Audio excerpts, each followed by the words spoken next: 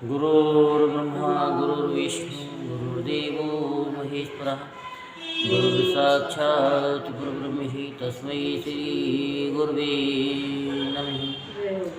ॐ गजाननं भूतगणाधिसेवितं कपितजम्बुफलचारुभक्षणं उमासुतं शोकविनाशकारकं नमामि विघ्नेश्वरपादपङ्कजम्। सच्चिदानन्दरूपाय विश्वोत्पत्त्यादिहेतवे तापत्रे विनाशाय श्रीकृष्णाय वयं नमः।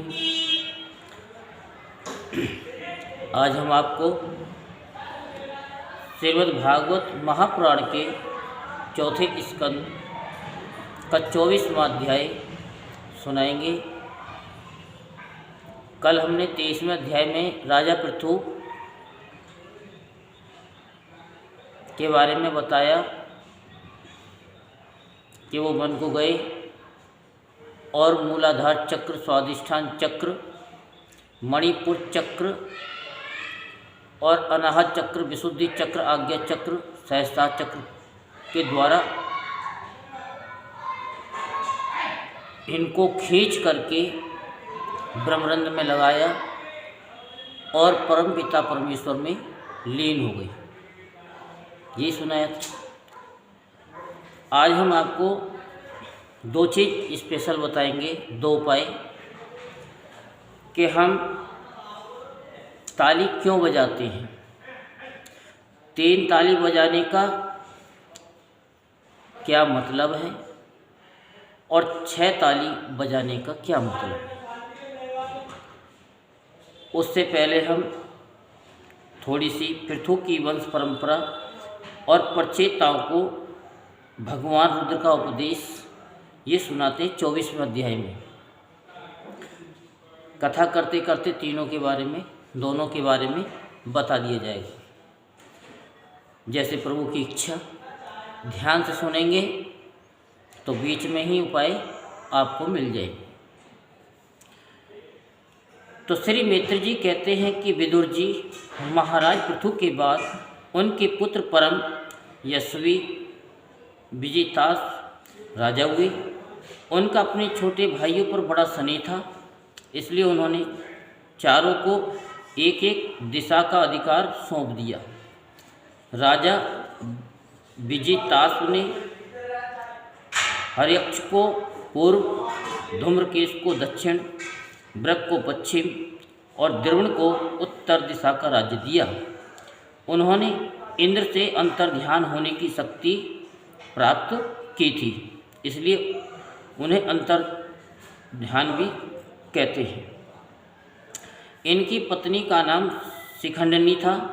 उससे उनके 3 सुपुत्र हुए। उनके नाम पावक, पवमान और सुचि थे। पूर्व काल में वशिष्ठ जी का शाप होने से उपयुक्त नाम के अग्नियों ने ही उनके रूप में जन्म लिया। आगे चलकर योग मार्ग से ये फिर अग्नि रूप हो गए। अंतर्ध्यान के नवस्वती नाम की पत्नी से एक और पुत्र रतन हाविर्धान प्राप्त हुआ। महाराज अंतर्ध्यान बड़े उदार पुरुष थे। जिस समय इंद्र उनके पिता के अश्वमेध यज्ञ का घोड़ा हर करके ले गए थे, उन्होंने पता लग जाने पर भी उनका वध नहीं किया था। राजा अंतर्ध्यान ने कर लेना, दंड देना, जुर्माना वसूल करना आदि कर्तव्यों को बड़ा कठोर एवं दूसरों के लिए कष्टदायक समझकर एक दीर्घकालीन यज्ञ में दीक्षित होने के बहाने अपना राजकाज छोड़ दिया। यज्ञ कार्य में लगे रहने पर भी उन आत्मज्ञानी राजा ने भक्त भयभंजन पूर्णतम परमात्मा की आराधना करके सुदृढ़ समाधि के द्वारा भगवान के दिव्य लोक को प्राप्त किया। विदुर जी हाविर्धान की पत्नी आविर्धानी ने वरिषद, गयेश, शुक्ल, कृष्ण, सत्य और जितव्रत नाम के 6 पुत्र पैदा किए। कुरुश्रेष्ठ विदुर जी इनमें हाविर्धान के पुत्र महाभाग बरीसद यज्ञादि कर्मकांड और योग अभ्यास में कुशल थे। उन्होंने प्रजापति का पद प्राप्त किया। उन्होंने एक स्थान के बाद दूसरे स्थान में लगातार इतने यज्ञ किए कि ये सारी भूमि पूर्व की और अग्रभाग करके फैलाए हुए कुशों से पट गई थी। इसी से आगे चलकर वे प्राचीन वरही नाम से विख्यात हुई। राजा प्राचीन वरही ने ब्रह्मा जी के कहने से समुद्र की कन्या शतधुर्ति से विवाह किया था। सर्वांग सुंदरी किशोरी शतधुर्ति सुंदर वस्त्राभूषणों से सज धज कर विवाह मंडप में जब भावर देने के लिए घूमने लगी, तब स्वयं अग्निदेव भी मोहित होकर उसे वैसे ही चाहने लगी जैसे सुखी को चाहता था। नवविवाहिता शतधुर्ति ने अपने नूपुरों की झंकार से ही दिशा विदिशाओं के देवता, असुर, गंधर्व, मुनि, सिद्ध, मनुष्य और नाग सभी को वश में कर लिया था। शतधुर्ति के गर्भ से प्राचीन वरही के प्रचेता नाम के 10 पुत्र हुए। वे सब बड़े ही धर्मज्ञ तथा एक से नाम और आचरण वाले थे। जब पिता ने उन्हें संतान उत्पन्न करने का आदेश दिया, तब उन सब ने तपस्या करने के लिए समुद्र में प्रवेश किया। वहाँ 10,000 वर्ष तक तपस्या करते हुए उन्होंने तप का फल देने वाले श्री हरि की आराधना की। घर से तपस्या करने के लिए जाते समय मार्ग में श्री महादेव जी ने उन्हें दर्शन देकर कृपा पूर्वक जिस तत्व का उपदेश दिया था, उसी का वे एकाग्रता पूर्वक ध्यान, जप और पूजन करते रहे। समझ भाई? ये तो आ गई समझ में, लेकिन नाम याद नहीं। कोई नहीं, अभी आ जाएगा। उनसे कहा कि संतान उत्पन्न करो, तो वो समुद्र की ओर चले गए। जो सुबह बताया कि ऐसा बनो समुद्र की तरह, सुबह बताया कि ऐसा बनो समुद्र की तरह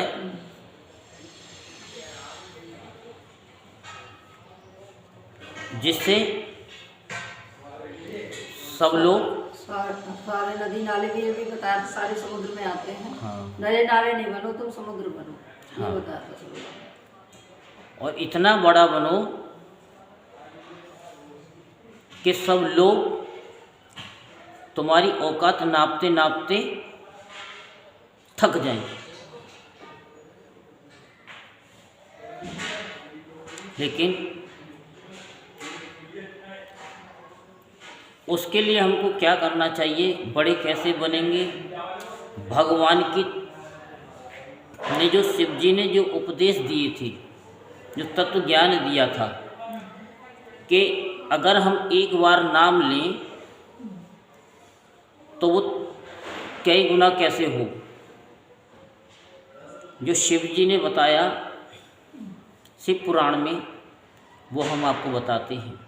यहाँ 3 चीज़ बताई हैं। माइक में बताओ। कोई नहीं, माइक में कोई ध्यान से थोड़ी सुनता है।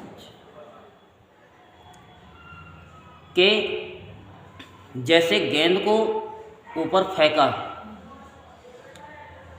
या कोई वस्तु हम ऊपर फेंकते हैं, उससे दुगनी गति से वो नीचे आती है। तो ऐसे ही जब हम 3 बार ताली बजाते हैं शिवालय में, तो वो यूनिवर्सल में जाती है, पूरे यूनिवर्सल में, पूरे ब्रह्मांड में जाती है। और ब्रह्मांड में जब जाती है तो ऋषि मुनि तपस्या कर रहे होते हैं, कंदराओं में, गुफाओं में। तो वो उनके शरीर से छू करके जो उनका तप होता है,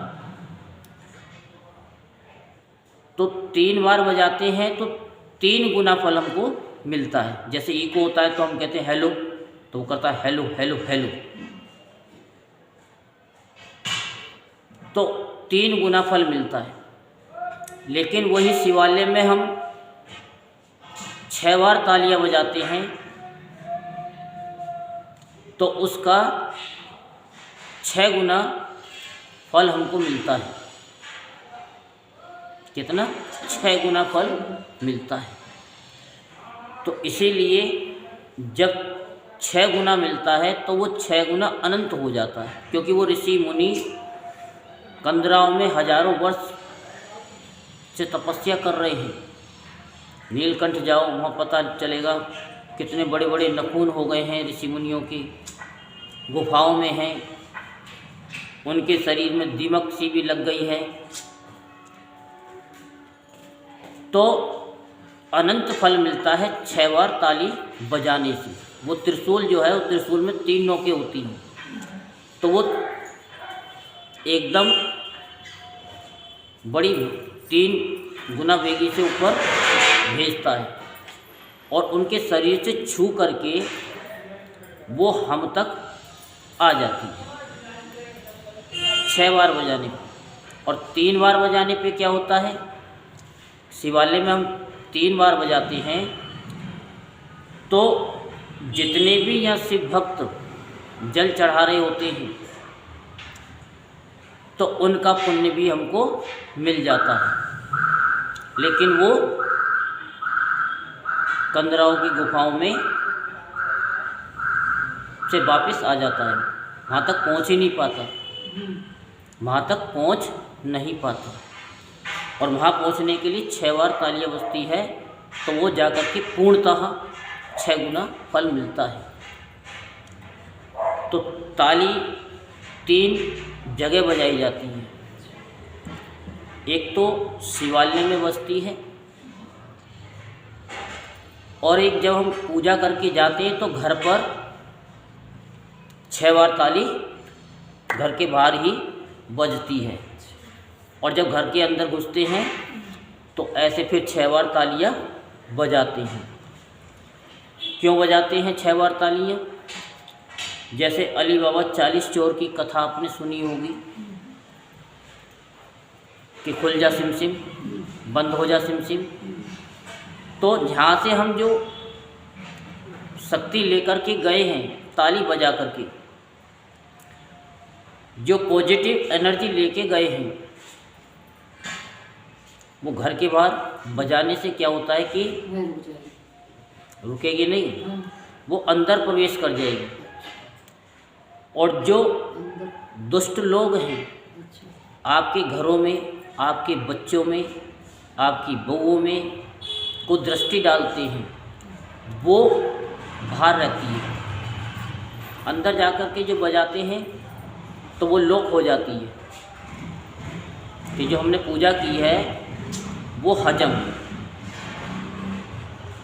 अब आपकी कोई पूजा को, कोई आपकी भक्ति को कोई छीन नहीं सकता, आपके अंदर अहंकार नहीं आ सकता। तो ये भोले बाबा ने बताया शिव पुराण में। घंटी हम बजाते हैं, ठाकुर जी को भोग लगाते हैं, तो घंटी बजाते हैं कि नहीं बजाते हैं?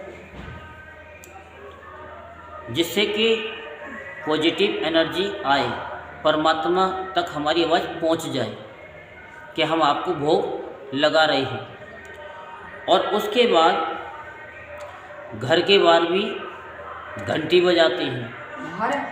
हाँ, दिल्ली से निकल करके थोड़ी सी घंटी बजाते हैं जिससे कि किसी की कुदृष्टि हो, क्योंकि रोज़ दृष्टि पड़ती है घर में। कोई भी जैसे ये घर की चौखट इसके बाहर जाकर की घंटी बजती है, फिर उसके बाद में फिर उस देरी से अंदर आते अपने घर की तरफ, तो फिर थोड़ी सी घंटी बजा देते हैं तो वो आपका लॉक लग जाता है। तो ये ध्यान और जप और तप में कई गुना फल मिलता है, जिससे कि आपके भक्ति को, शक्ति को नज़र ना लगे और आप दिन दुगना रात चौगुना और 10 गुना बढ़ते रहो। क्योंकि ये एक ऐसा गुब्बारा होता है, क्योंकि परमात्मा का जब वो गुब्बारा भरता है तो वो भक्ति नाचने लग जाती है। और जब कोई उस गुब्बारे में सुई की नोक लगा देता है तो गुब्बारा फूट जाता है और सारी हवा निकल जाती है। ऐसे ही हमारे पास में कष्ट ज़्यादा ना आए, जिससे कि हम भगवान से कह सकें कि भगवान तुमने हमारे जीवन में तुमने क्या दिया, कुछ नहीं दिया। क्योंकि शिवालय में हम जाते हैं तो शिवालय के बाहर भाग्य लक्ष्मी झाड़ू लगा रही होती है। शिव पुराण में पारू नाम की एक विधवा स्त्री थी, उसने ये चीज़ बताई थी। जब कभी शिव पुराण सुनाएंगे आपको तब बताएंगे। तो ये भाग्य में जो लिखा है ना, तो वो भी मिटा देती है। जो 6 बार ताली बजाते हैं शिवालय में, घर के बाहर जाकर के 6 बार ताली बजाते हैं और घर के अंदर घुसते के साथ 6 बार ताली बजाते हैं, तो कैसा भी भाग्य लिखा हो, भुंडा से भुंडा, बेकार से बेकार, वो भी भोले बाबा भावई मेट सके त्रिपुरारी, वो कहते हैं कि भोले बाबा के भाग्य लक्ष्मी आप इसके भाग्य को बदल दो, जो लिखा है वो बदल दो, जो गलत लिखा है उसको सही कर दो। क्योंकि इसने मेरे सामने 6 ताली बजाई है, अपने घर के सामने 6 ताली बजाई हैं, घर के अंदर 6 ताली बजाई हैं। अब इसका भाग्य, हाँ, भाग्य लक्ष्मी से, शिव पुराण में ही है। तो हमने पारू नाम भी बता दिया और वही चीज़ इनको यहाँ बताई है। क्योंकि जब ब्राह्मण देवता संत लोग अध्ययन करते हैं तो प्रेम बस आकर के सब कुछ बता देते हैं। तो हमने भी प्रेम बस आपको ये 2-3 चीज़ बता दी हैं। मानो तो ठीक, ना मानो तो ठीक। हाँ, तो अब जिन्होंने सुना ध्यान से वो ठीक है, जो ध्यान से सुनेंगे वो तो करेंगे, जो ध्यान से नहीं सुनेंगे वो तो नहीं करेंगे। लेकिन यूट्यूब पे, फेसबुक पर, ट्विटर पर, शेयर चैट पर, थ्रेड पर जो हमको फॉलो करते हैं लाखों लोग, वो तो 6 बार ही तालियां बजा रहे हैं और उनके काम भी हो रहे हैं। कल भी हमने बताया, आए थे वो, उन्होंने भी बताया कि हमारा काम बना। तो हमने तो यही चीज़ें बताई थी। अब ये हमारे श्री कृष्ण भगवान की भक्ति है। क्योंकि भोले बाबा कहते कि जब तू मेरे तक आ गया तो मैं उस समुद्र के पास भेज देता हूँ। किसके पास? भोले बाबा कहते हैं कि मैं अब तेरे को कृष्ण भगवान के पास भेज देता हूँ। वही एक ऐसे हैं जो कि मस्ती में नाचते हैं और नचाते हैं अपनी बंसी बजा बजा करके। सारी गोपियाँ बन जाती हैं, सारे घर के काम धंधे छोड़ छोड़ करके पहुँच जाती हैं। जैसे माता जी भी आ गई आज। माता जी भी सोच रही है तुम कुर्सी न डाली, उनका आ जाऊंगी जरूर, रोज कुर्सी डालती थी मैं। तो कि यही चीज़ बताई जा रही है कि जब भगवान कृपा करते हैं तो हाथ पकड़ करके खींच के ले आते हैं। तो ध्यान जप और पूजन करते हैं। जो सुबह बताया था कि पूजा और पूजन में जमीन आसमान। तो उन्होंने कहा कि पूजन कैसे करें, तो वो बताई कि घंटी कैसे बजाओ, ताली कैसे बजाओ। जो कहरवा होता है उसमें भी 6 अंक होते हैं। एक बात पूछना चाह रही हूँ। हाँ, ताली ऐसे करके बजानी चाहिए? हाँ, यही तो बताता आप हूँ। ऐसे ही बजाते हो ना? हम ऐसे बजाओ ताली 6 बार, बजाते हैं। 6 बार, 6 बार, 6 मतलब नीचे हाथ करके बजाते हैं हम, ऊपर करके बजानी चाहिए ऐसे, है ना? माता जी मैंने ऊपर ही बताई थी ना, ऐसे ताली याद हो तो। नहीं तो फिर यूट्यूब पे तुम कहते कथा सुनती हो तो उसमें पूरा एक्शन है, तो ध्यान से सुना करो। तो ये महादेव जी ने उन्हें दर्शन देकर कहा कि तुम जा तो रहे हो समुद्र में, समुद्र जैसे बन जाओ, इतने बड़े बन जाओ कि सब तुम्हारी औकात को नापते नापते थक जाएं, लेकिन तुम्हारी औकात का पता न चल पाए किसी को, और अहंकार तुम्हारे अंदर आ ना जाए। यही चीज़ सुबह बताई थी। तो विदुर जी ने पूछा कि ब्राह्मण मार्ग में प्रचेताओं का श्री महादेव जी के साथ किस प्रकार समागम हुआ और उन पर प्रसन्न होकर भगवान शंकर ने उन्हें क्या उपदेश किया, वह सारी युक्त बात आप कृपा करके मुझसे कहिए। ब्रह्म ऋषि शिव जी के साथ समागम होना तो देहधारियों के लिए बहुत कठिन है, औरों की तो बात ही क्या, मुनिजन भी सब प्रकार की आसक्ति छोड़कर उन्हें पाने के लिए उनका निरंतर ध्यान ही किया करते हैं, किंतु सहज में पाते नहीं हैं। उस सहज में पाने के लिए तो आपको बताया, पूजा का भी बताया, लेकिन अब दूसरा भी बता देते हैं। जैसे आप ब्याह शादी में जाते हो, घर में ताला लगा के जाते हो, नहीं किसी को छोड़ के भी जाते हो, तो जब जाओ अंदर भी ताली बजाओ 6 और बाहर भी ताली बजाओ और चले जाओ ब्याह शादी में। जहाँ भी जाना है, ब्याह शादी में जाओ, अरिष्टी में जाओ, किसी की कथा में जाओ, किसी की भागवत में जाओ, किसी पड़ोसन के घर जाओ, वहाँ से आकर के ताली बजाओ, जो कुछ नेगेटिव एनर्जी है वो बाहर रहे और पॉजिटिव एनर्जी हमारे साथ चले, क्योंकि ये 2 जोड़े होते हैं। अब बात समझ में आ रही है पूरी? फिर मत पूछ लेना। कभी भी कहीं भी जाओ, बाजार भी जाओ तो बजा के जाओ, फिर आके बजाओ। मतलब घर में अगर कोई है जब भी बजाओ। हाँ, क्योंकि तुम साथ में गए हो, अकेले गए हो, कितने लोगों से मिले हो, टेम्पो में भी बैठते हो, कार में भी बैठते हो, कितनों से छुए हो, तो कोई नहीं। तो अब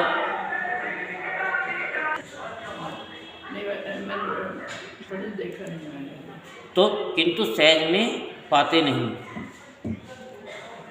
तो सहज में पाने के लिए बताया है 6 तालियां बजाना। यद्यपि भगवान शंकर आत्माराम हैं, भगवान शंकर तो भगवान शंकर आत्माराम हैं। आत्माराम तो आप जानती हो अच्छी तरीके से। अब बोल कर लो। आत्माराम। हाँ जी, ये आप भी जानते हो? हाँ, क्यों नहीं जानते? पंजाबी लोग तो सब जानते अच्छी तरीके से। उन्हें अपने लिए न कुछ करना है न पाना है, तो भी इस लोक सृष्टि की रक्षा के लिए वे अपनी घोर रूपा शक्ति शिवा के साथ सर्वस्व विचरते रहते हैं।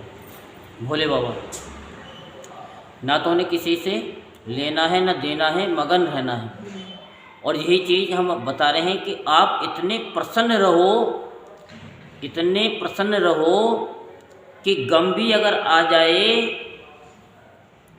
तो कहे आई एम सॉरी, मैं गलती से आ गया। यही बताया था ना कल, आई एम सॉरी, मैं गलती से आ गया। तो भोले बाबा है। तो श्री मैत्री जी ने कहा कि विदुर जी, साधु स्वभाव प्रचेतागण पिता की आज्ञा सिरोधार्य कर तपस्या में चित्त लगाकर पश्चिम की ओर चल दिए। कहाँ चल दिए? पश्चिम की ओर। चलते चलते उन्होंने समुद्र के समान विशाल एक सरोवर देखा। वह महापुरुषों के चित्त के समान बड़ा ही स्वच्छ था तथा उसमें रहने वाले मत्स्यादि जलजीव भी प्रसन्न जान पड़ते थे। उसमें नील कमल, लाल कमल रात दिन में और सायंकाल में खिलने वाले कमल तथा इंदिवर आदि अन्य कई प्रकार के कमल सुशोभित थे। उसके तटों पर हंस, सारस, चकवा और कारंडव आदि जल पक्षी चहक रहे थे। उसके चारों ओर तरह तरह के वृक्ष और लताएं थीं, उन पर मतवाले भौरे गूंज रहे थे। उनकी मधुर ध्वनि से हर्षित होकर मानो उन्हें रोमांच हो रहा था। कमल कोश के परागपुंज वायु के झकोरों से चारों ओर उड़ रहे थे, मानो वहाँ कोई उत्सव हो रहा है।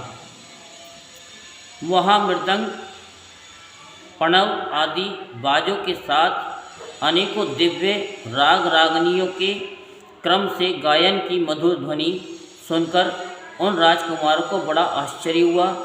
इतने में ही उन्होंने देखा कि देवादिदेव भगवान शंकर अपने अनुचरों के सहित उस सरोवर से बाहर आ रहे हैं। उनका शरीर तपी हुई स्वर्ण राशि के समान कांतिमान है, कंठ नीलवर्ण है तथा 3 विशाल नेत्र हैं। आप लोगों के भी 3 ही नेत्र हैं, 2 तो ये है ही है, लेकिन एक थर्ड आई होती है जिसको आज्ञा चक्र कहते हैं। इसको जागृत करना पड़ता है, लेकिन हम इस जागृत करने के लिए हम प्रयास ही नहीं करते, जानने का प्रयास नहीं करते कि ये है क्या चीज़ है, ये बड़े काम की चीज़ है। वे अपने भक्तों पर अनुग्रह करने के लिए उद्यत हैं। अनेकों गंधर्व उनका सुयश गा रहे हैं। उनका सहसा दर्शन पाकर प्रचेताओं को बड़ा कौतूहल हुआ और उन्होंने शंकर जी के चरणों में प्रणाम किया। तब शरणागत भयहारी धर्म वत्सल भगवान शंकर ने अपने दर्शन से प्रसन्न हुए उन धर्मज्ञ और शील संपन्न राजकुमारों से प्रसन्न होकर कहा। किसने? भोले शंकर ने। तो भोले शंकर क्या कह रहे हैं कि तुम लोग राजा प्राचीन वही के पुत्र हो, तुम्हारा कल्याण हो, तुम जो कुछ करना चाहते हो वह भी मुझे मालूम है। मुझे मालूम है जो करना चाहती हो। इस समय तुम लोगों पर कृपा करने के लिए ही मैंने तुम्हें इस प्रकार दर्शन दिया है। जो व्यक्ति अव्यक्त प्रकृति तथा जीव संज्ञक पुरुष इन दोनों के नियामक भगवान वासुदेव की साक्षात शरण लेता है वह मुझे परम प्रिय है। हम उस दिन से क्या कह रहे हैं कि भोले बाबा पे आप जल चढ़ाओगे तो भोले बाबा ट्रांसफ़र कहाँ करेंगे? वासुदेव के पास, श्री कृष्ण भगवान के पास। और यहाँ क्या कह रहे हैं शंकर भगवान कि भगवान वासुदेव की साक्षात शरण लेता है वह मुझे परम प्रिय है। अपने वर्णाश्रम धर्म का भली भांति पालन करने वाला पुरुष 100 जन्म के बाद ब्रह्मा के पद को प्राप्त होता है और इससे भी अधिक पुण्य होने पर वह मुझे प्राप्त होता है। परंतु जो भगवान का अनन्य भक्त है वह तो मृत्यु के बाद ही सीधे भगवान विष्णु के उस सर्व प्रपंचातीत परम पद को प्राप्त हो जाता है जिसे रुद्र रूप में स्थित मैं तथा अन्य आधिकारिक देवता अपने अपने अधिकार की समाप्ति के बाद प्राप्त करेंगे। समझ में आया? दोबारा थोड़ा सा पीछे का नहीं आया। जिसे रुद्र में स्थित है मैं तथा अन्य अधिकार के देवता अपने अपने अधिकार की समाप्ति के बाद प्राप्त करेंगे। तुम लोग भगवत भक्त होने के नाते मुझे भगवान के समान ही प्यारे हो।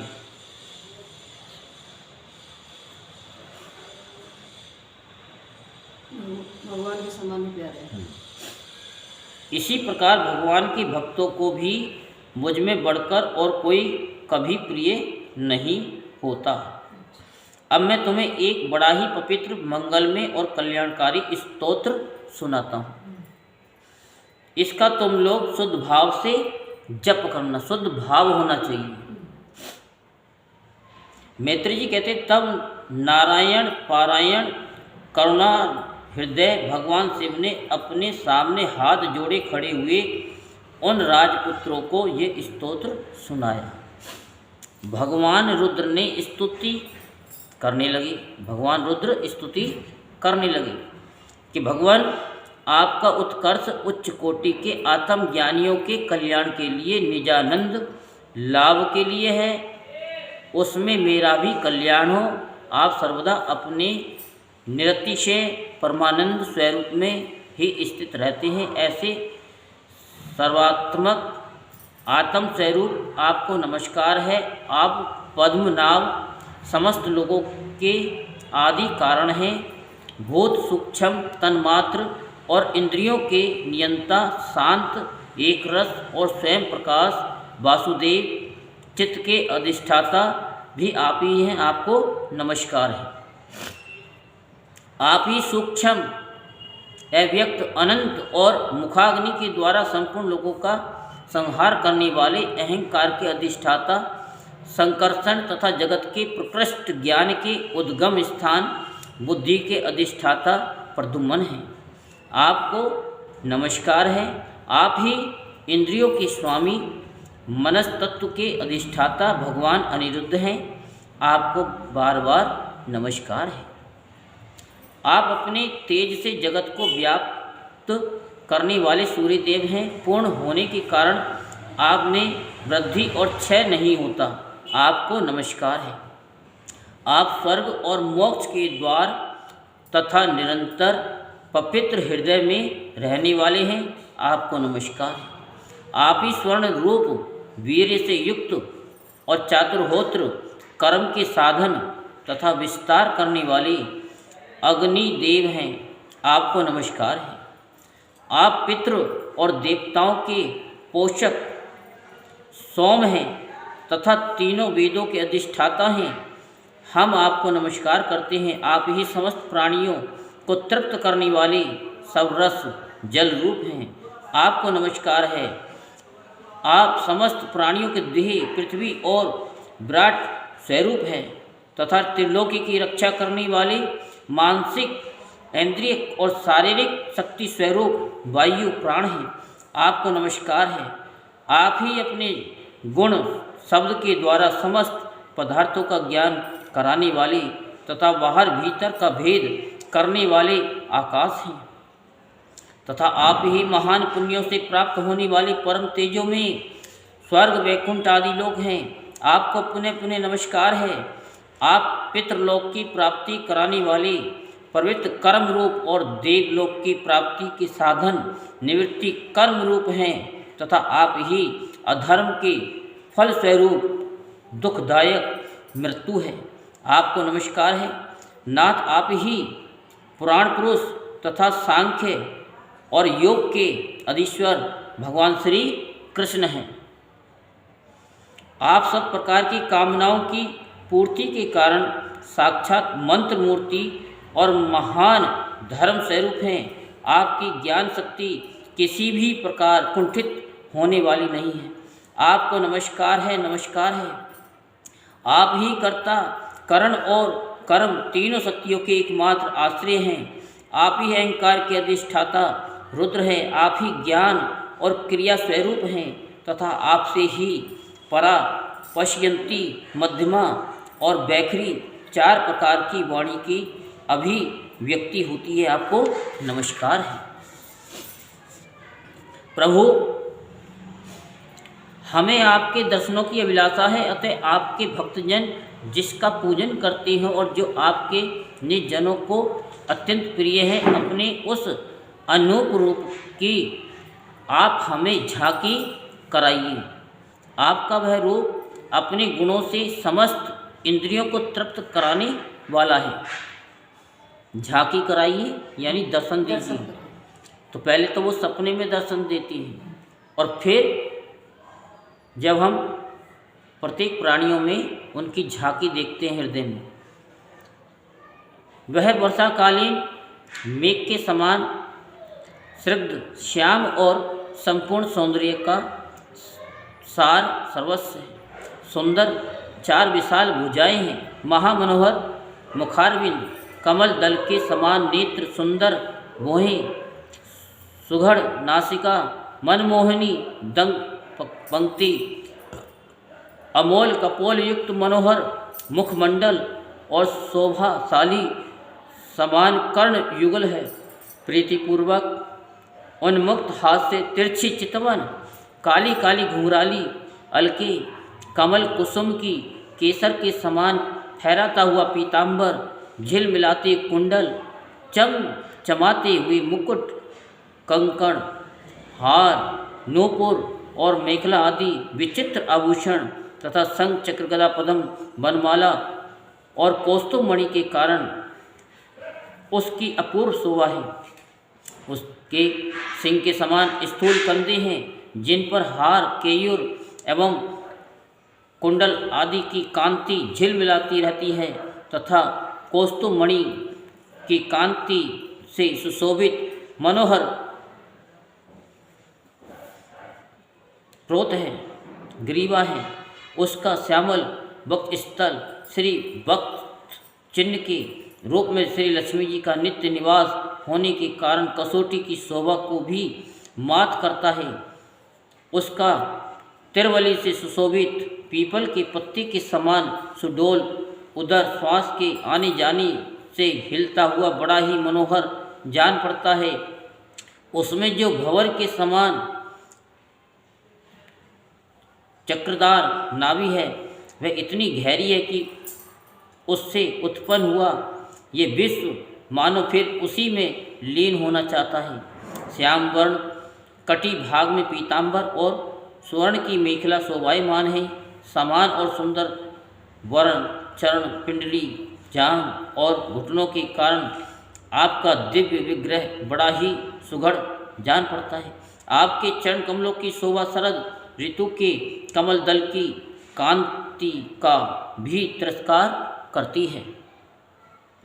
उनके नखों से जो प्रकाश निकलता है वह जीवों के हृदय अंधकार को तत्काल नष्ट कर देता है। हमें आप कृपा करके भक्तों के व्यवहारी एवं आश्रय स्वरूप उसी रूप का दर्शन कराइए। जगत गुरु, हम अज्ञान वृत्त प्राणियों को अपनी प्राप्ति का मार्ग बतलाने वाले आप ही हमारे गुरु हैं।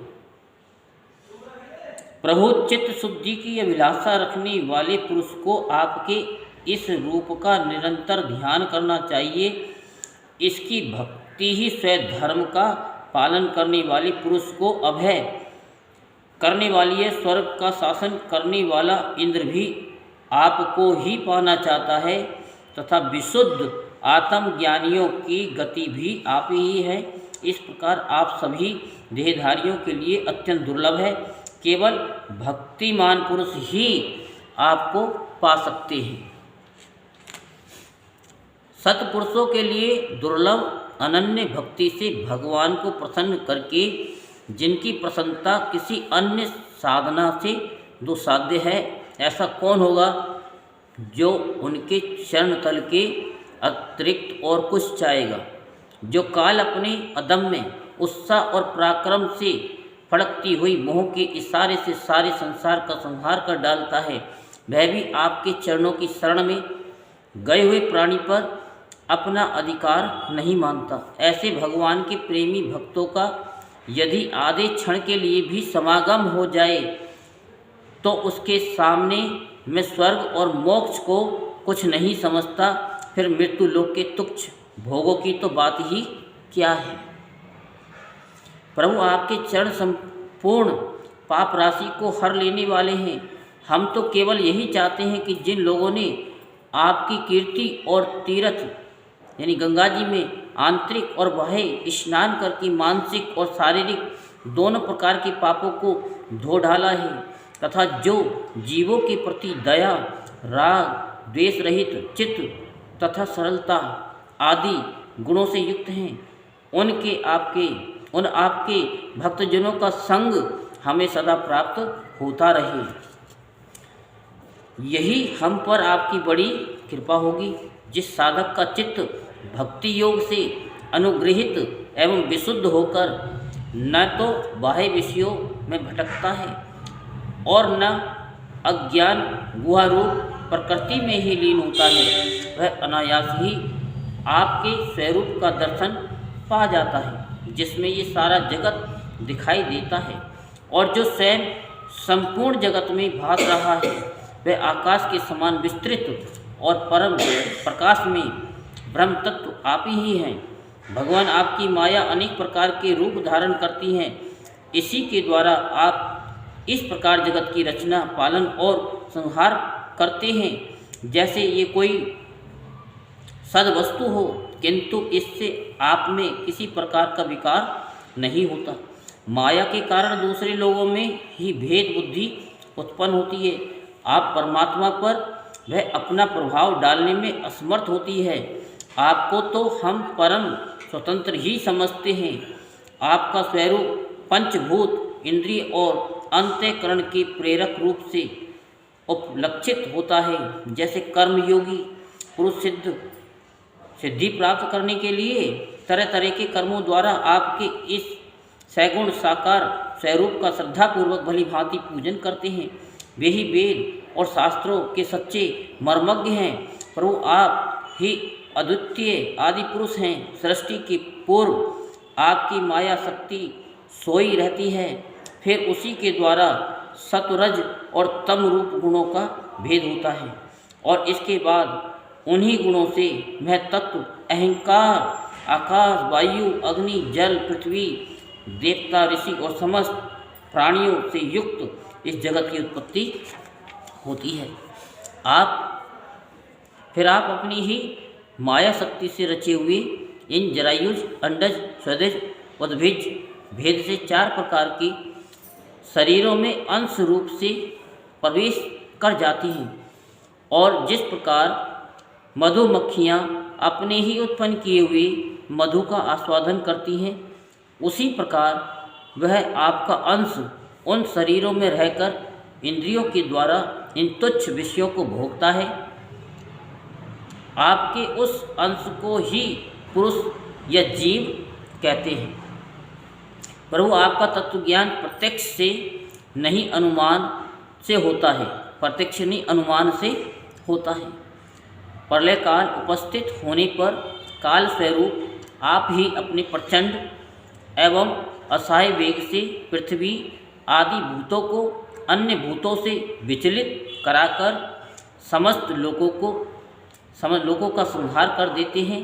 जैसे वायु अपने असहनीय एवं प्रचंड झोंकों से मेघों के द्वारा ही मेघों को तितिर बितर करके नष्ट कर डालती है, भगवान वह मोहग्रस्त जीव प्रमादवश हर समय इसी चिंता में रहता है कि अमुक कार्य करना है, इसका लोभ बढ़ गया है और इसे विषयों की ही लालसा बनी रहती है, किंतु आप सदा ही सजग रहते हैं। भूख से जीव लपाता हुआ सर्प जैसे चूहे को चट कर जाता है, उसी प्रकार आप अपने काल रूप स्वरूप से उसे सहसा लील जाते हैं।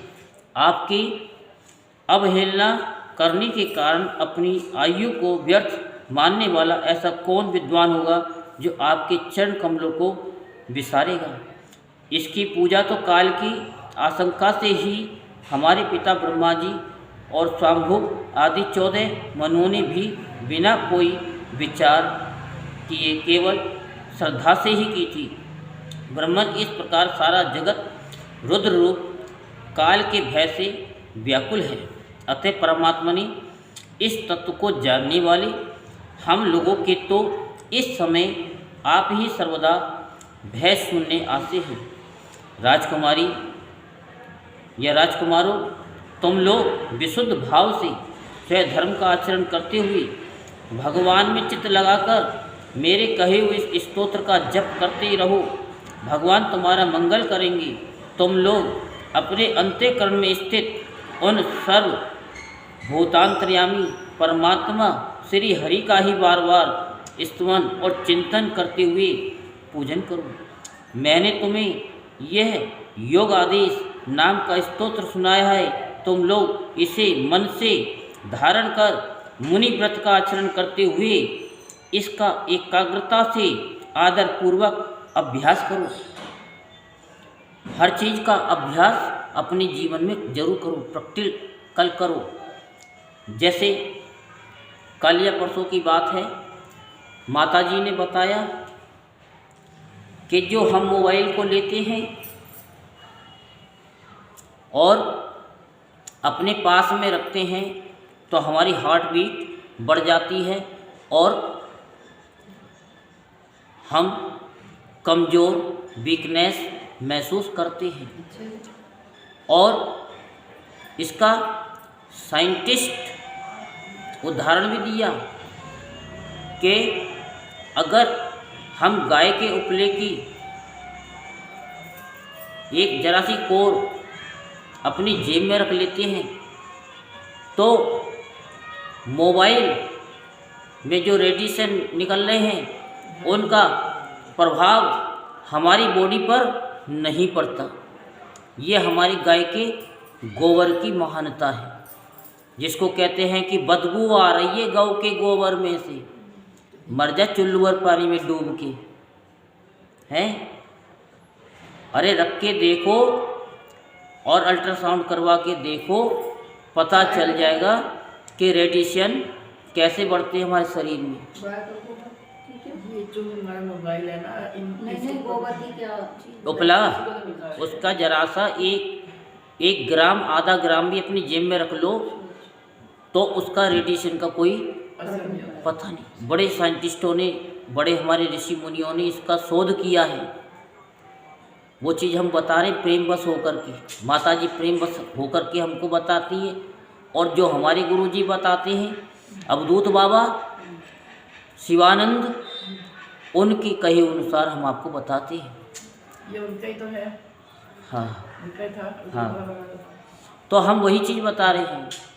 और एक क्लास भी हम लगाना चाह रहे हैं सुबह 4 बजे से लेकर के 5:10 तक या 5:05 तक। शिव योग किस तरह से परमात्मा से मिलन हो, वो क्लास, और हमारा शरीर स्वस्थ कैसे हो और सारी बीमारियां दूर हों, और जीते जी हम इस थर्ड आइज को कैसे खोलें। आप कुछ ही दिनों में देखेंगे कि शिव को देखना चाहोगे तो शिव तुम्हारे पास आएंगे, आपसे बातचीत करेंगे, और वो समय नज़दीक आ रहा है, वो क्लास आपको देंगे। अभी तो हम बाहर जा कर के दे रहे थे।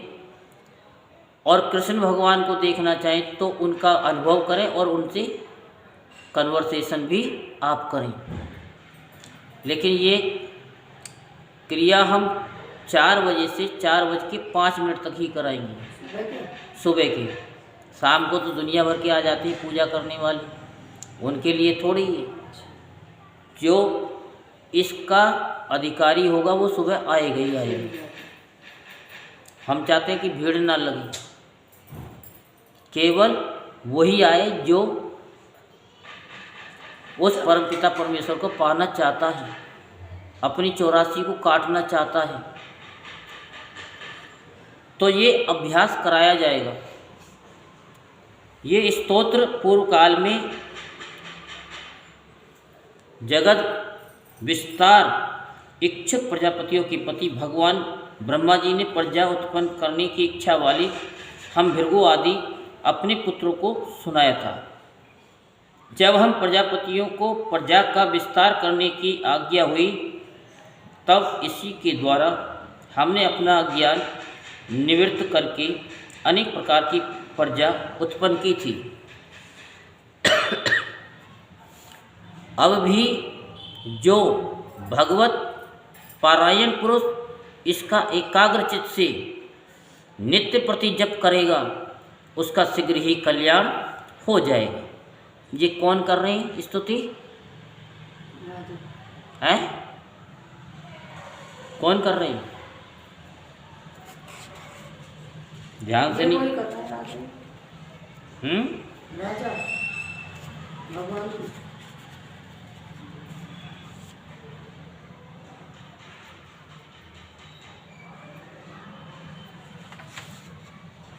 भगवान रुद्र कर रहे हैं स्तुति कर रहे हैं।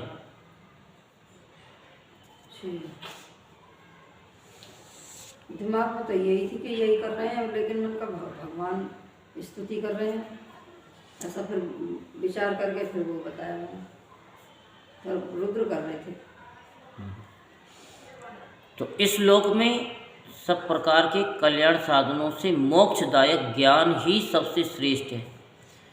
ज्ञान नौका पर चढ़ा हुआ पुरुष अनायास ही इस दुस्तर संसार सागर को पार कर लेता है।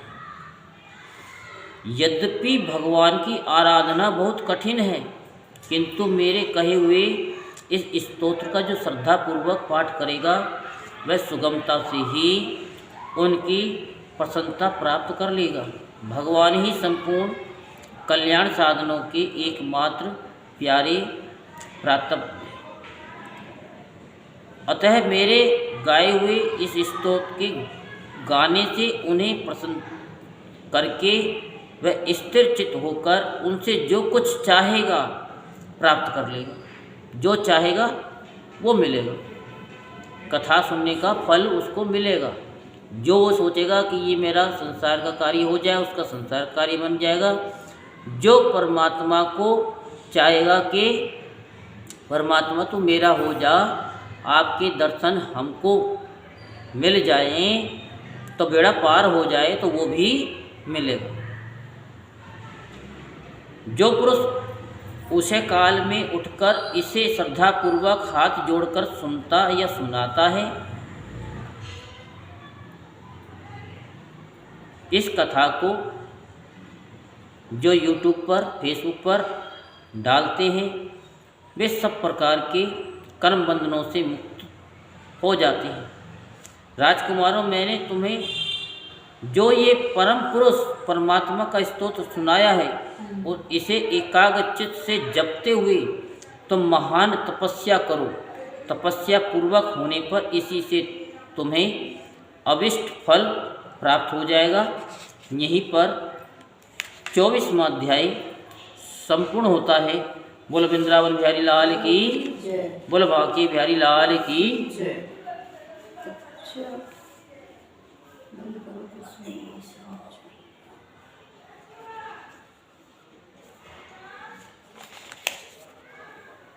राधे राधे, जय जय श्री राधे श्याम।